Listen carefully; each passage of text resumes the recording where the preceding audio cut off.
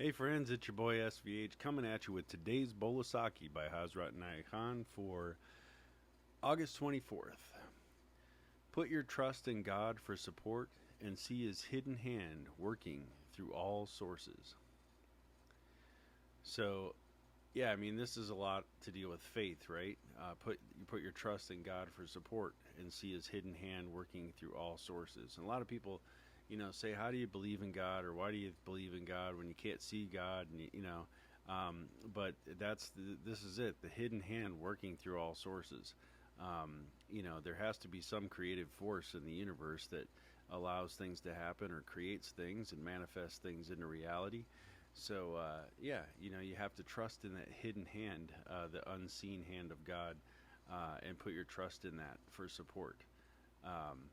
And Murshid shares some great commentary on this today. The one thing to rely upon is God's favor. Do not build either on your study or on your meditation, although they both help you. But you are dependent on God, not even on your Murshid.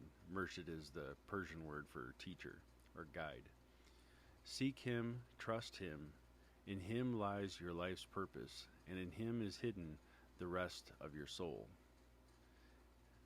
In Him is hidden the rest of your soul. Man's greatest privilege is to become a suitable instrument of God, and until he knows this, he has not realized his true purpose in life. The whole tragedy in the life of man is his ignorance of this fact. From the moment a man realizes this, he lives the real life, the life of harmony between God and man. When Jesus Christ said, "Seek ye first the kingdom of God," this teaching was an answer to the cry of humanity. Some crying, "I have no wealth," others crying, "I have no rest," others crying, "My situation in life is difficult. My friends are troubling me," or "I want a position, wealth." The answer to them all is, "Seek ye first the kingdom of God, and all these things shall be added unto you." We live by the hope of attainment. Without this one cannot exist. Be it spiritual or material, of a selfish nature or of an unselfish one. It is not necessary that all should have one and the same object for their attainment, nor is it possible. It is, however, desirable that we should hold in our thought the best and highest attainment possible for us. But if you yourself are in confusion whether to have this object or that object, or no object, then there is no hope for you. For you must ever bear in mind that the light and the life that goes out from you to the object are quite as important as that light which comes to you from the object. Therein lies the great mystery of the Trinity in all things: the knower, the thing to be known, and the power or light of knowledge which connects them. If the way seems closed, it will be opened. If the means are lacking, they will be given. They will be attained. If the object is far off and beyond your reach, it will be drawn to you. If only you can hold fast to the rein, the rope of hope, with complete faith and trust in God, the giver of all things, the possessor of all things. What honor, what a spirit it brings when a man fixes his trust on Him who is almighty. Rumi says, "Through fire, air, earth, and water, all seem dead things and only elements, yet they are God's servants. They work for Him and they always obey Him." And he goes on to say, in another part of his Masnavi, man, when he becomes intelligent, begins to see causes. But it is the Superman who sees the cause of causes, the source of causes. God is the cause of causes, the primal cause. One who looks at this primal cause sees in Him the cause of all. So again, it's just the idea that all things come from God, and that all things return to God, and all things are of God, and are in God, and surrounded by and filled with God. And this, this second line or second part here is a bowl of sake in its own on another day of the year. Man's greatest privilege is to become a suitable instrument of God, and until he knows this, he has not realized his true purpose in life. And this is it, we go about life thinking we're stuck in certain situations. We can't get out of this. We can't do that. I have to work this job because it's the only opportunity that I have. I have to be in this relationship because it's the only relationship I have.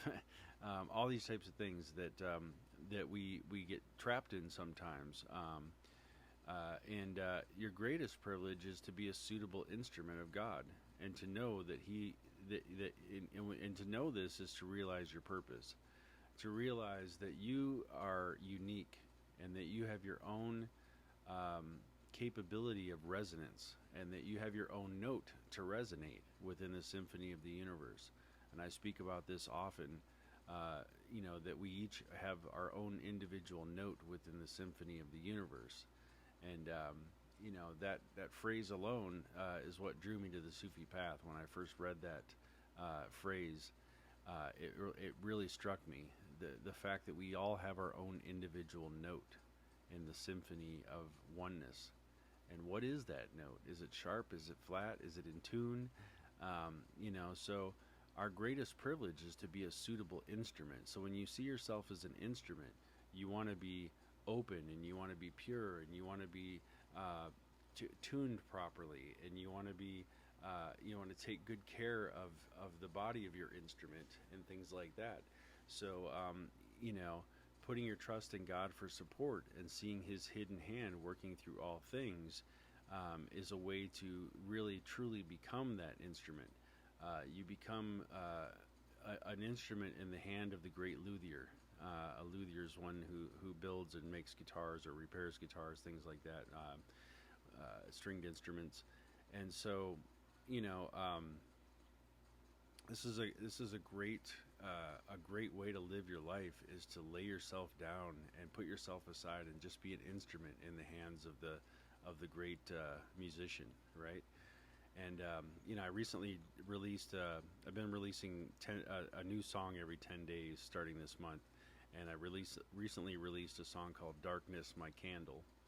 And "Darkness, My Candle" is very much about this. It's a cry to God. It's a conversation with God, really, where I'm asking to be retuned. I recognize that I'm a beat up old instrument, and I can't really resonate the way that I want to resonate without really trusting in the divine to retune me and to rebuild me and to put me where I can really be at a prime state to really resonate this truth and these divine melodies that come through. And it's metaphorical in a musical sense, but it's in reality it's what I'm really trying to be. An instrument in the hands of the great musician, and really trying to keep myself in tune and in good shape so that I can really resonate and play that song, those beautiful melodies of the divine, in a way that really captivates the audience and really resonates with other people and really brings a resounding joy from myself to another, and from that person hopefully to another beyond that. So just some thoughts on today's bowl of sake. But if you get a chance, check out "Darkness, My Candle." It's under SVH on all streaming platforms. But this touches upon that greatly. That particular line about our greatest privilege is to become a suitable instrument for God, and knowing this is really fulfilling our purpose in life. And to do that, you have to put your trust in God for support and see his hidden hand working through all things.